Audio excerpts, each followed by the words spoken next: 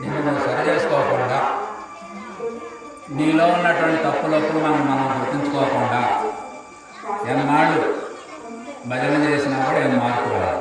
కానీ మనకు మార్పులు చెప్పే సందేశం ఏంటంటే, మీరు మిమ్మల్ని బాగా గుర్తించి నీకు ఎవరైనా ఒక మాట పొగిడితే నీకు చాలా సంతోషం అనిపిస్తుంది. కానీ ఎవరైనా ఒక మాట అనకూడని మాట అంటే బాధ కలిగింది. ఇది లోకంలో అందరికీ అదే వర్తించింది కదా. కాబట్టి మనం ఇతరుల్ని పట్ల కూడా బాగుంటే ఇతరులు మన పట్ల కూడా బాగుంటారు అని చెప్పి మన గ్రంథాలన్నీ మనకు తెలియజేస్తామన్నాం. ఇక గ్రంథాల విషయానికి వస్తే మనకున్న గ్రంథాలు ప్రపంచంలో ఎక్కడా లేదు. ఇందాక చెప్తాను మీకు ఆ గ్రంథాలన్నీ ఎన్ని ఉన్నాయి, ఎక్కడ ఏ సందర్భాల్లో ఇవన్నీ మనకు వచ్చినాయో అనేక రకాలు ఉన్నాయి. ఇవన్నీ ఇంత గొప్ప సంపద, ఇంత గొప్ప జ్ఞానం, ఇంత దేవాలయ వ్యవస్థ, కుటుంబ వ్యవస్థ, భారతదేశానికి దేవాలయ వ్యవస్థ, కుటుంబ వ్యవస్థ అని కళ్ళు లాంటివి అన్నమాట. ఎందుకంటే ఎక్కడ ఏ సందర్భానికి తగ్గట్టుగా ఆ దేవుళ్ళు, ఆ విధానం ఇవాళ మనకి అహింసా విధానం అంటే మాంసం ముట్టనటువంటి దేవాలయాలు కోపగలుగా ఉన్నాయి. మాంసం తినేవాడు కూడా దేవత ఉన్నారు. ఇట్లా ఉండాలని ఏం లేదు. భక్తికి మనకి రెండు రకాల భక్తి ఉంది. ఇట్లా ఉంది, అట్లా ఉంది.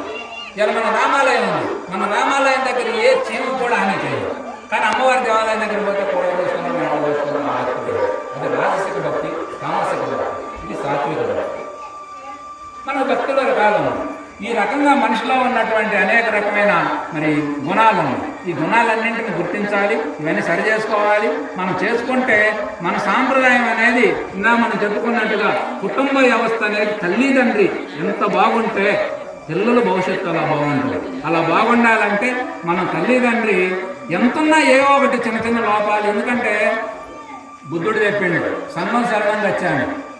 ఆయన జీవితం మొత్తం 3 స్లోగన్స్లో చెప్పాడు. బుద్ధం చరణం గచ్చామి, ధర్మం చరణం గచ్చామి, సంఘం శరణం గచ్చామి. బుద్ధం అంటే ఏమిటి? సత్యాన్ని తెలుసుకోవాలి, ధర్మంగా నడుచుకోవాలి. సంఘం అంటే ఏమిటి? జనం, సమాజం. సమాజం అంటే సమాజానికి నువ్వు శరణాగతుడు కావాలి. శరణాగతుడు కావటం అంటే ఏమిటి? వారి కోసం నువ్వు పనిచేయాలి. ఎందుకంటే సమాజం బాగుంటేనే మనం బాగుండేది. ఇలా మనందరికీ తెలుసు. ఇందాక చెప్పుకున్నాం, పుట్టినప్పుడు ఎవరు ఏమీ కాము, కానీ పుట్టిన తర్వాత వాతావరణాన్ని బట్టి ఈ ఏరియాలో ఉండడం కూడా పిల్లగాడు పుట్టినప్పుడే వాడు చేసుకొచ్చాడు అయితే ఎట్నే ఉంటాడు. ఇంకొక చోట వేసాం అనుకోడు అట్లా ఉంటాడు. ఇంకొక చోట తీసుకుని ఆడే అమెరికాలో వేసాం అనుకోడు, అసలు మన భాష వాడు కదా. ఎందుకని? వాడు పెరిగే వాతావరణం అలా మారుస్తూ ఉంటుంది. అందుకని సమాజం బాగుండాలంటే ముందు నువ్వు కూడా అందులో భాగం. కాబట్టి మన పిల్లలందరూ తాగుతూ ఉన్నారంటే ఎవరి వల్ల తాగుతున్నారు? సమాజం వల్ల తాగుతున్నారు. ఇప్పుడు వీడికేం తెలియదు, వాడికి తెలియదుగా. కానీ వాడు 5-6 ఏళ్ళు పోయాలి, వాడు తాతో తండ్రో ఇరుగు పొరుగోడు అందరూ తాగుతుంటే ఏదో బాగుందని తెలియకుండా అలవాటు అవుతుంది. అందుకని సమాజాన్ని బాగు చేయాల్సిన బాధ్యత ప్రతి ఒక్కరి మీద ఉన్నది. ముఖ్యంగా మేధావులు ఎక్కువగా దాని గురించి ఆలోచించాలి. అంతే తప్ప అందుకనే సంఘం బుద్ధుడు భారతదేశంలో పుట్టిండమ్మ. గొప్ప పుట్టుకతోనే మహారాజు. ఆయన 2500 సంవత్సరాల క్రితం భూమి మీదకి వచ్చింది. పుట్టుకతోనే మహారాజు. కానీ ఆయనకి సత్యమేమిటి తెలుసుకోవాలని జిజ్ఞాస కలిగి కుటుంబాన్ని, భార్యా పిల్లల్ని, ఆస్తుల్ని, రాజ్యాన్ని మొత్తం వదిలేసి అడవులకు పోయి 20 సంవత్సరాలు తపస్సు చేశాడు. 14 సంవత్సరాలు అనేక చోట్ల తిరిగి 6 సంవత్సరాలు ఏకాగ్రతకు ఒక్కడే తపస్సు చేసి సత్యాన్ని తెలుసుకున్న సత్యాన్ని మళ్ళీ ప్రజలకు బోధించాలని చెప్పి దగ్గర ఆయన మళ్ళీ 20 సంవత్సరాల పైన ప్రజలకు బోధించడం జరిగింది. అందుకనే బుద్ధుడు 2500 సంవత్సరాల క్రితం వస్తే మన భారతదేశం ముద్దుబిడ్డ ఈరోజు ప్రపంచవ్యాప్తంగా 3వ స్థానంలో గొప్పవాడిగా. ఎందుకంటే సత్యాన్ని తెలుసుకోవాలి, ధర్మంగా బ్రతకాలి అనుకునే వాడికి బుద్ధుడు గొప్ప ఆదర్శంగా ఉంటాడు. అట్లా మనకు చెప్పినటువంటి మహాత్ములు అందరూ చెప్పారు. మనం అందరి నుంచి తీసుకోవాలి. మనం ఏ గుడికైనా పోండి, ఎక్కడికైనా పోండి. కానీ ఎందుకు అనే ప్రశ్న అనేది మనకు ఉంటుంది. అవి తెలుసుకోవచ్చు, అందరిలో కలవండి. కానీ మన కార్యక్రమాలను మనం మాత్రం నెగ్లెక్ట్ చేయకూడదు. ఎందుకంటే మీ అందరికీ తెలుసు, మనం అందరం రోజు ఇంటనే ఉంటున్నాం. కానీ మన ఐకమత్యంతో కూడుకున్నటువంటి మతం, మానవత్వాన్ని చాటే మతం. మానవత్వం లేని మతం ఎట్లా అవుతుంది? నువ్వు వేరు, నేను వేరు అనేది ఇప్పుడు ఇలా చెప్పుకున్నాం. 84 లక్షల జీవరాశుల్లో మానవ జన్మ ఉత్తమమైనప్పుడు, మనంతా మానవ జాతి అయినప్పుడు అనేక రకమైనటువంటి వ్యత్యాసాలు ఉన్నప్పటికీ వాటన్నింటిని సరిచేసుకొని మనంతా ఏకత్వాన్ని సాధించడానికి ప్రయత్నం చేస్తున్నప్పుడు నువ్వు దాన్ని చాటకుండా నువ్వు వేరు, నేను వేరు, నీ దేవుడు వేరు, నా దేవుడు వేరు, నీ గుడి వేరు, నా గుడి వేరు అనే సిద్ధాంతం అసలు వేరు అనేది అసలు దైవత్వమే కాదమ్మా మాట చెప్పాలంటే. ఎందుకంటే మీ ఊరికి ఒక భూమి అని మా ఊరికి ఒక భూమి ఉంది, అంత భూదేవత ఒకటే భూమిగా. భూమిని నువ్వు ఎంతో ఓర్పుగా బరాయిస్తుంది. ఈరోజు మనం భూమిని ఆరాధిస్తాం. ఎందుకు? భూమి అనేది ఇవాళ నీ పుట్టుకి ఆధారం భూమి. నీవు రేపు పోతే అందులో ఆ ఒడిలో కలుపుకునేది భూమి. అట్లాంటి భూమిని నీకు మేలు చేసేవాడికి నువ్వు కృతజ్ఞతగా ఉండవా? ఎవడైనా ఒక పని చిన్న పని చేస్తే ఆ పిల్లగాడు ఇంగ్లీష్ థ్యాంక్స్ అనుకోండి. థ్యాంక్స్ అంటే ఏంటి? చేసిన పనికి.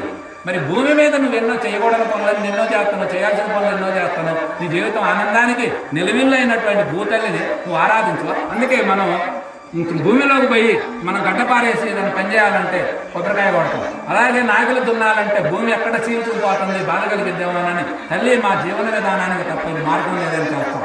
గంగమ్మ తల్లి నీరు మరి ఇవాళ ప్రపంచం ఒక్క బొక్క ఎక్కువైతే లేకపోతే మనిషి చచ్చిపోతాడు. అట్లాంటిది మరి నీరుని ఏమనాలి గంగమ్మనక? ఇవాళ వర్షం లేకపోతే అల్లల్లాడిపోయినాడు. ఎంత వర్షం లేకపోతే ఏం చేశాను? ఇవాళ వర్షం అంతా మేఘావృతమై బ్రహ్మాండం కురిసింది. దానికి అన్నింటికి మరి వరుణదేవుడు అని మనం పేరు పెట్టాం.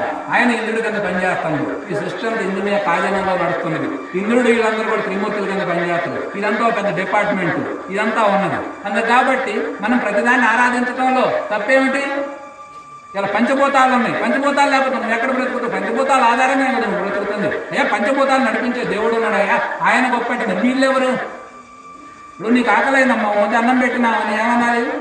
తల్లి బల పెట్టిందిరా, లేకపోతే ఇలా అన్నం లేకపోతే ఎన్ని రోజులు బ్రతికింది జీవి? అందుకని ఇట్లా మనకు ప్రతి విధానంలో మనం చేసుకోవాల్సిన అవసరం అంటే నువ్వు వేరు నేను వేరు అని చెప్పి అనేక రకమైన చిన్న చిన్న ఏమైనా కుటుంబ సమస్యలు ఏమన్నా అట్లాంటి ఆరోగ్య సమస్యలు వస్తే వాటి పట్ల మీరు మతాలు ఎక్కువగా ఈరోజు మతపరమైన విధానంలో అనారోగ్యం ఎట్లా ఇప్పుడు మనిషి అన్నది వాళ్ళు రోగాలు రావా? ఇప్పుడు నాకు తెలిసిన మా కుటుంబాలు కొన్ని ఉన్నాయి. వాళ్ళు ఏమిటి కుటుంబం లేదు అనుకోకుండా ఏదో పిల్లగాడికో తల్లితో ఎవరికో బాగలేకపోతే తర్వాత ఎవరో వచ్చి ఆడ పోతే తగ్గింది అంటే వాళ్ళు పోయి మతం మారారు. వాళ్ళు పక్క అంతకుముందు ఆమె ఎంత గొప్పగా ఉండేది ఆ సాంప్రదాయం, శ్రీమూర్తి సాక్షాత్ సీతమ్మ తల్లి దాకా ఉండేది. అట్లాంటి ఇవన్నీ కట్టు బొట్టు మొత్తం దుర్వినియోగం అయిపోయిన తర్వాత పోయిన కొద్ది రోజులుగా ఆ అమ్మాయి వాళ్ళు పోయిన కారణం చేత పోయిన ఆ కారణం కూడా ఆ అమ్మాయి కూడా నింది. తర్వాత ఆయన వచ్చి ఏం చెప్పాడంటే పరలోకంలో ఉన్న తర్వాత దేవుడు ఇష్టపడి తీసుకుపోయినాడని చెప్పాడు. దేవుడు ఇష్టపడి తీసుకుపోయేదాన్ని మరి నువ్వెందుకు? ఇవన్నీ ఏం చేస్తున్నారంటే మనుషుల్ని అజ్ఞానులు చేస్తున్నారు, మూఢాచారాలని దురాచారాలని ప్రచారం చేస్తున్నారు. వాళ్లకు వాళ్ళు పెద్ద పెద్ద సంపదలు పెంచుకోవడమే కానీ మనుషుల్లో చైతన్యం రావట్లేదు. మనుషుల్ని బాధలు తీర్చేవాడుగా ఎవడూ లేడు. దేవుడి పేరు మీద జరుగుతున్నటువంటి అరాచకాలు ఎక్కువ ఉన్నాయి. అందుకని మనం నమ్మాల్సింది ఎవరినంటే మధ్యవర్తులు కాదు. మనం ఏ దేవుడిని మనం తక్కువ చేయం. మనకి అంతమంది దేవుళ్ళల్లో ఇద్దరు ముగ్గురు దేవుళ్ళు మనకి ఎక్కువ అవుతారా? ఆ దేవుళ్ళందరూ మనం ఆరాధిద్దాం. ఎందుకంటే ప్రపంచంలో మంచి ఎక్కడున్నా మనం దాన్ని తీసుకుంటాం. మంచే మనకు ప్రధానం. అందుకే మన కృష్ణుడు ఏం చెప్పిండు? ఎక్కడ ధర్మం గాడి తప్పితే నేను అక్కడ నేను అవతరిస్తా. ఎక్కడైతే ధర్మంగా ఉంటుందో ఆ ధర్మం నేను అయి ఉన్నా అని చెప్పాడు. అందుకని లోకంలో ఎవడు మంచివాడు ఉంటే మంచివాడు కృష్ణుడే, మంచిగా జీవించేవాడు రాముడే. అలా మనకి ఉండాలి. కానీ చిన్న చిన్న విషయాలకే పోయి మన విలువలు మన సాంప్రదాయాలు మనం కోల్పోకూడదు. ఇంకా ఏమిటి మనకు బాధ కలిగే విషయం అంటే ఇవాళ మీరందరూ కలిసి ఈ దేవాలయాన్ని నిర్మాణం చేస్తున్నారు. అందులో చూడు పెద్ద 50,000 ఇచ్చిన వాళ్ళు 50,000 రూపాయలు చిన్న కుటుంబంలో ఇస్తే ఎంత కష్టం. పోనీ మీ శక్తి మేరకు ఇవ్వాలి. మీరందరూ పొలాలు భక్త ప్రసాదాలు ఇవన్నీ చేసుకొచ్చి మీరు ఎంతో ఆనందంగా ఈ కార్యక్రమం చేసుకుంటే రేపొద్దున మన పిల్లగాడు ఆ వైపుకు పోతే అక్కడ వాళ్ళు ఏం చేస్తున్నారంటే మనం చేసినదంతా తప్పని, మనకేమీ తెలియదని, మన పూర్వీకులంతా మూర్ఖులని నిజమైన దేవుణ్ణి వాళ్ళు కనుక్కున్నామని చెబుతూ ఉంటే మన కళ్ళ ముందే మనం నేలన చేస్తుంటే ఎలా ఉంటుంది? నిజమైన దేవుణ్ణి కనుక్కుంటున్నాం, అది సాధ్యమయ్యే పనేనా? నిజమైన దేవుడిని కనుక్కున్నవాడు దేవుడు అవుతాడు. దానికి ఒకటే గుర్తమ్మా, దేవుడిని ఎందుకు మనకి ఇంతమంది దేవుళ్ళు అంటే దైవాన్ని కనుక్కున్నారు మన వాళ్ళందరూ, అందుకే దేవుళ్ళు అయ్యారు. ప్రపంచంలో క్రీస్తు తప్ప మరొక దేవుడు కారణం ఏమిటంటే దైవత్వాన్ని మనం మాత్రమే కనుక్కోవాలి. అందుకనే నువ్వు ఏదైతే కనుక్కుంటావో అది నువ్వు అవుతుంది. ఏదైతే నువ్వు కనుక్కుంటావో కనుక్కున్నది నీవు అయిపోతావు. యద్భావం తద్భవతి. నువ్వు ఏదైతే ఆలోచిస్తావో, ఏదైతే నువ్వు అనుభవిస్తావో, ఏదైతే నువ్వు మాట్లాడతావో అది నీవైపోతావు నువ్వు ఆచరించి. అందుకనే మన దేవుళ్ళందరూ సత్యాన్వేషణ మార్గంలో మొదలుపెట్టారు, ఆత్మజ్ఞానాన్ని పొందారు. ఆత్మజ్ఞానం ద్వారా వాళ్ళకి తెలిసింది నేనే దైవాన్ని. అందుకే మనకు ఎంతమంది దేవుడు. వాళ్ళు ఎవరు కూడా దేవుడు వేరు నేను వేరు, దేవుడు వేరు నేను వేరు అంటే నువ్వు ఎప్పుడు దైవాన్ని కనుక్కోగలుగుతూ, ఎప్పుడు నువ్వు తెలుసుకోగలుగుతూ? నువ్వు తెలుసుకోకుండా అసలు నీకు దైవత్వం ఎక్కడ బిద్ది? ఎన్నాళ్ళు నువ్వు యాచకత్వం చేస్తావు దేవుడికి? దేవుడిని మనం యాచకత్వం చేయకూడదు అన్నాం. ఇప్పుడు మన తండ్రి ఒళ్ళో కూర్చొని నాన్న రూపాయి అని బతిమాలుతాం, ఇయ్యని గట్టిగా అడుగుతాం. ఎందుకంటే హక్కు అట్లా మరి చేస్తే ఇందులో మనకి 2 రకాల పద్ధతులు ఉంటాయమ్మా. ఒకటి సాకారంలో చేసే పూజ కైంకర్యాలన్నీ ఇలా ఉంటాయి, నిరాకారంలో చేసే సత్యాన్వేషణలు అలా ఉంటాయి. కాబట్టి మీరు సాకార పూజలోనే మనంతా కొనసాగాలి. కాబట్టి సాకార పూజ పరంగా చేసుకుంటే కుటుంబంలో బ్రహ్మాండంగా మీరు చక్కగా చేసుకోవచ్చు. సాయంత్రం పూట దీపారాయణ చేసిందా చెప్పుకున్నటువంటి కార్యక్రమాలు చేసుకొని మీరు మీ మనసులో ఎలాంటి కోరికలున్నా ఎవరికి చెప్పద్దు, స్వామికే చెప్పాలి. మీరు పూజించే పీఠం దగ్గరే చెప్పాలి. మీరు అలాగే మీకు ఏమైనా బాధ కలిగిన ఇతరులు చెప్పబాకండి. ఇతరులు ఎవరు చేయరు, హేళన చేయడం తప్ప మిమ్మల్ని ఎవరు తెలుస్తుంది ఏదైనా బాధ కలిగితే. భార్యాభర్తలకు బంధం కానీ ఇంకో ఇరుగురు కానీ ఏమన్నా ఇతరులు చెప్పడం వల్ల మీకు వచ్చేది ఏం లేదు. కానీ మీరు ఖచ్చితంగా మీరు ఏదైతే చేస్తా ఉన్నారో మీ ఇంట్లో పెట్టుకున్న పూజాపీఠం ఇవాళ, అందుకే క్రీస్తు చెప్పేది కూడా కన్నీటి ప్రార్థన చేయమంటారు. అర్థం ఏంటంటే నీ హృదయం అనేది అంత నలగాలి, ఆవేదన చెందాలి. స్వామి నా జీవితం నాకేం అర్థం కావట్లేదు, భర్త చూస్తే తాగుతున్నాడు, పిల్లలు చూస్తే చదువుకోవట్లేదు, ఆర్థిక ఇబ్బందులు చుట్టుముడతా ఉన్నాయి, రోగాలు వస్తున్నాయి, వీటన్నింటికి కారణం ఏమిటి? నాకేం అర్థం కావట్లేదు. నువ్వేదో రాముడు అంటున్నా, నీ పేరు పెట్టుకున్నా, నీ ఫోటో పెట్టుకున్నా, నీ పూజ చేస్తున్నా, రామాని నామమంత్రాన్ని జపిస్తున్నా, నాకు అంతకంటే ఏం తెలియదయ్యా, నేనేం పెద్ద వేదం చదువుకోలేదు, నాకు ఉపనిషత్తులు పరిచయం లేదు, నాకే గురువు లేడు, ఏమీ లేడని చెప్పి హృదయంలో నుంచి ఆవేదన కలిగితే మాట కూడా అవసరంగా నీ వేదన కలిగితే వేదనలోకి నీ గుర్తేనంటే మీ కళ్ళల్లోకి నీళ్ళు వస్తాయమ్మా. దేవుడి ముందు అలా కూర్చున్నప్పుడు మీరందరూ ఒకటే. నిజమైన మీరు ఆ ప్రార్థన, ఆ యొక్క ఆర్తి నాదం మీరు చేస్తే మీ ఆ హృదయాల్లో నుంచి మీకు ఎప్పుడైతే కళ్ళల్లో నీటి బుట్ట వస్తుందో, ఆ నీటి బుట్ట ఎప్పుడు వచ్చిందో ఆ ప్రార్థన దేవుడు చేయాలి. ఖచ్చితంగా మీ కోరిక దిగేది. ఇవన్నీ నేను చేసే చెప్పేది తప్ప చేయకుండా చెప్పేది కాదు. అందుకని క్రీస్తు చెప్పిన మాటలు కూడా మనం వాడుకుంటాం. కన్నీటి ప్రార్థన, కన్నీటి ఓరకొస్తాయి. చెప్పండి, ఎంత వేదన పడాలి, ఎంత విశ్లేషణ చేయాలి, ఎంత శోధించాలి, వస్తాయి. ఎందుకు రావు? మనము వాళ్ళు ఎందుకని వాళ్ళు రోజు పోయి అక్కడ చేస్తారు కాబట్టి వాళ్ళకి ఎంతో కొంత ఫలితం వస్తుంది. మనం చేయకుండా రావు. మీరు చెయ్యండి, ఇక్కడ చేసినా మీకు వస్తాయి, ఇంట్లో చేసినా వస్తాయి. సాంప్రదాయాలన్నింటినీ గౌరవించుకోవాలి, చేసుకోవాలి. ఇలా మనం మారటం వల్ల దేవుళ్ళను మార్చడం, పార్టీలు మార్చడం వీటి వల్ల మనకు రాదమ్మా. ఎందుకంటే సిద్ధాంతాలు అనేవి గొప్పవి, సిద్ధాంతం గొప్పది. సిద్ధాంతాన్ని మనం నమ్ముకోవాలి కానీ పార్టీని నమ్ముకోకూడదు. అట్లాగే దేవుడి మీద ఆధారపడాల్సిన పని లేదు. దైవాన్ని, సత్యాన్ని, ధర్మంగా జీవించడం, నీతిగా బ్రతకడం, నిజాయితీగా ఆలోచించడం, అందరితో ఐకమత్యంగా ఉండటం, ప్రేమతత్వంతో ఉండటం, ఏదైతే నీలో ఉన్నటువంటి సద్గుణమే నిన్ను గొప్పవాడిగా తీర్చిదిద్ది, ఆర్థిక వ్యవస్థ కూడా బలపడిద్ది, ఆరోగ్యంగా ఉండటం, ఇవన్నీ మనకు ఉన్నాయి. మరి ఒక రకంగా ఇవన్నీ చేయకపోయినా కూడా దేవుడు గురించి ఆలోచించున్నాడు కూడా మరి లోకంలో బ్రహ్మాండంగా వాడు కూడా బ్రతుకుతున్నాడు. ఎందుకంటే వాస్తవానికి పూజలు చేసేవాడికంటే చేయని వాళ్ళే ఆర్థికంగా బాగుంటారు. మంచి పనులు చేసేవాడికంటే చెడ్డ పనులు చేసేవాడే ఎక్కువ లక్షలు సంపాదిస్తున్నాడు.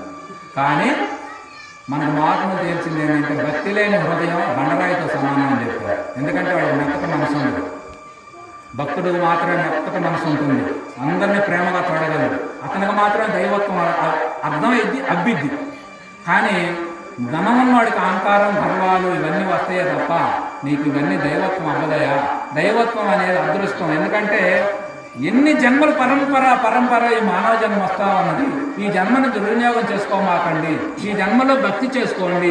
భక్తి కూడా మీకు అర్థం కాకపోతే నామం, కలియుగంలో నామం అనేది అంత గొప్పదని చెప్పారు. ఇందా మనం చెప్పుకున్నాం నమశివాయ అనే మంత్రం, నారాయణ అనే మంత్రం, శ్రీరామ మంత్రం, అమ్మవారి మంత్రం, ఏ మంత్రమైనా నామమంత్రం ద్వారా మనిషి బ్రహ్మాండమైనటువంటి భక్తిని మన ప్రహ్లాదుని కథ అందరూ పూర్వీకులు చూసే ఉంటాం. ప్రహ్లాదుడు నారాయణ మంత్రంతో జీవితాన్ని తరింపజేసేది.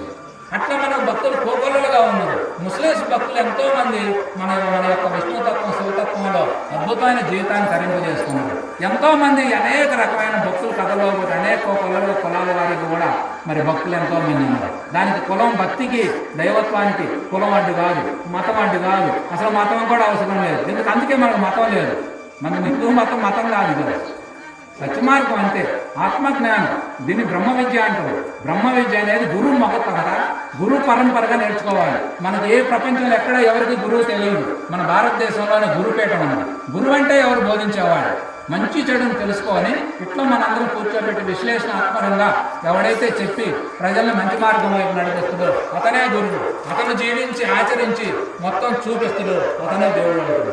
ఇట్లా దేవుడు కనుక్కొని ఇట్లా పోవాలి తప్ప మానవుని పోయి పాపి అనుకోవటం కానీ, నిన్ను నువ్వు తక్కువ చేసుకోవటం కానీ, నిన్ను నువ్వు దుఃఖపరచుకోవటం కానీ అసలు ఏడవలసిన అవసరం లేదని చెప్పింది. కుటుంబపరంగా మన వ్యక్తిగతంగా శారీరక పరమైనటువంటి విధానంలో ఏడుకొస్తే ఏడవచ్చు, కానీ ప్రపంచంలో మరి ప్రపంచం మొత్తాన్ని వెలుగెత్తి సాటండి వివేకానంద స్వామి. ఎంతోమంది మహాత్ములు, ఆయన ఒక మహాత్ముడు. మరి 125 సంవత్సరాల క్రితం అమెరికాలో చెప్పిన ప్రసంగం, అయ్యా దేవుడు మనిషిని అనేది తక్కువ చూసుకోకూడదు, మనుషులు మానవుడు గొప్పవాడు అని చెప్పిండు. దేవుళ్ళ విషయానికి వచ్చేసరికి మీరు ముందు మొత్తం సర్వమత సమ్మేళనం అనేటువంటి వేదిక మీద కూర్చున్నాడు. వాళ్ళందరూ రకరకాల మతాలు మా దేవుడు ఎంత గొప్పవాడు అనగా చెప్పిండు. కానీ వివేకానంద చెప్పిన మన భారతీయ సంస్కృతి ఎంత గొప్పదో అప్పుడు ప్రపంచం మొత్తం వెలుగెత్తి సాటిండు. అందరూ చూశారు, అందరూ చెప్పారు మా దేవుడు ఎంత గొప్పవాడు అనగా మొదలు పెడితే ఈయన ఏం చెప్పిండంటే, దేవుళ్ళందరూ గొప్పవాళ్ళేనాయా, కాలం వర్షించి కనుక వర్షం ఈ కాలువల ద్వారా చిన్నంగా నదుల్లో ప్రవేశించి నదులన్నీ సముద్రంలో ప్రవేశించినట్లుగా ఈ దేవుళ్ళందరూ ఏ దేవుడిని నువ్వు ఆరాధించినా, ఏ దేవుడిని పూజించినా అవన్నీ చేరేది పరమాత్మకి అని చెప్పాడు. అప్పుడు ప్రపంచం అందరూ కూడా ఆయన ఒక్కసారిగా ఆలోచించారు. అవునని చెప్పి దాని గురించి బ్రహ్మాండంగా ఆయన ప్రపంచ దేశాలను తిప్పారు. నిజంగా ఈ బోధ అవసరమయ్యా, ఇది అద్వైత బోధ. అద్వైతం అంటే ఏం లేదు, రెండోది లేదు, ఉన్నది ఒకటే అని చెప్పడమే అద్వైతం. విశిష్టాద్వైతం, ద్వైతం, ఇట్లా మనకు 3 రకాలుగా విభజించారు. ఎందుకంటే అర్థం కావడం కోసం కేటగిరీలు రకరకాలుగా, మనకు ఒక పద్ధతి కాదు, అనేక పద్ధతులు ఉన్నాయి. ఆ పద్ధతులు ఏ పద్ధతి ద్వారా అయినా నువ్వు దైవత్వాన్ని పొందవచ్చు. ముఖ్యంగా నేను వచ్చిన కారణం మీ అందరికీ ఏంటంటే, ఇక్కడ మీరు కార్యక్రమాలు చేసుకోండి. వీలైతే ప్రతి శనివారం భజన పెట్టుకోండి. ఎందుకంటే గుడి బాగుంది, బ్రహ్మాండంగా కట్టుకున్నది. మీరందరూ వస్తూ ఉంటుందా, పిల్లలు కూర్చొని బాగా పాడుకుంటుంటే పని చేయండి, ఫలితం ఖచ్చితంగా వస్తుంది. పని లేని ఫలితం ఎక్కడి నుంచి వస్తుంది? మీరు కూర్చొని మన సాంప్రదాయం ప్రకారం మీరు భజన కార్యక్రమం పెట్టుకోండి. ప్రతి శనివారం భజన పెట్టుకోవచ్చు. గ్రామాలలో మన పండుగలు వస్తాయి. ఇవాళ ఒకప్పుడు మనకు అంతగా తెలియకపోతే సెల్లులు అన్నీ ప్రమాణంగా అర్థమవుతున్నాయి. అన్నీ చూసుకోవాలి. మన విధానాలని, మన సంస్కృతిని, సాంప్రదాయాన్ని మనం కాపాడుకోవాలి. అవి వెనక తరాలకు మనం అందించాలి. ఈ రోజు మనం చేసిన పని వ్యర్థమయ్యే విధానంలో మనం జీవించకూడదు. మన పూర్వీకులు చేసిన మంచి పనుల్ని మనం అవహేళన చేయకూడదు. ఆ విధంగా చేస్తే ఇలా మన పిల్లగాడే అడ్డుపోయి రేపొద్దున మన గురించే తప్పుగా మాట్లాడి మా వాళ్ళకి ఏమీ తెలియదని చెబితే మనం ఏమనుకోవాలా? మన జీవితం అంతా వృధా అయిపోవట్లా. కాబట్టి మనం ఈ సాంప్రదాయాన్ని ఇటు కాపాడుకోవాలి. ఇళ్లలో మంచి పూజా కార్యక్రమాలు చేసుకోవచ్చు. రామాలయం దగ్గర భజన కార్యక్రమం చేసుకోండి. ఐకమత్యాన్ని గుర్తుగా మీరు అప్పుడప్పుడు చేసుకుంటుంటే ఏదో 2 నెలలకు 3 నెలలకు ఒకసారి మాలాంటి వాళ్ళని వచ్చి కొన్ని మంచి మాటలు చెప్తాం. ఇంకా అవసరమైతే విడిగా కూర్చొని కూడా ప్రత్యేకించి మాట్లాడుతూ చేసుకోవచ్చు. దీనికను మనం ఇలా చేసుకోగలిగితే బ్రహ్మాండంగా మనం మన సాంప్రదాయాలను, మన విలువల్ని మనం కాపాడుకొని మనల్ని మనం గౌరవించుకోవాలి. మొట్టమొదటి చేయాల్సిన పని ఏంటంటే మన పనిని, మన దైవాన్ని, మనం చేసే క్రియలన్నింటిని మనం గౌరవించుకోవాలి. మనం గౌరవించుకోకపోతే ఎవరు లోకం గౌరవిస్తుంది చెప్పండి? ఎవడి ప్రపంచంలో ఎవరిని ఎవరు ఉద్ధరించలేరు. అందుకని మిమ్మల్ని మీరే ఉద్ధరించుకోవాలి. దానికి మార్గం మనకు రాముడు మనం పెట్టుకున్నాం. కుటుంబ వ్యవస్థకు మీద వ్యక్తిగా తెలిసిన అసలు అనాథముడు అంటే ఎంత గొప్పగా ఉంటుందో. రాముడు వివాహం చేసుకొని 12 ఏళ్ళు గడిపిన తర్వాత కైకేయి ఆయన రాజుని చేద్దాం అనుకుంటే ఆ తర్వాత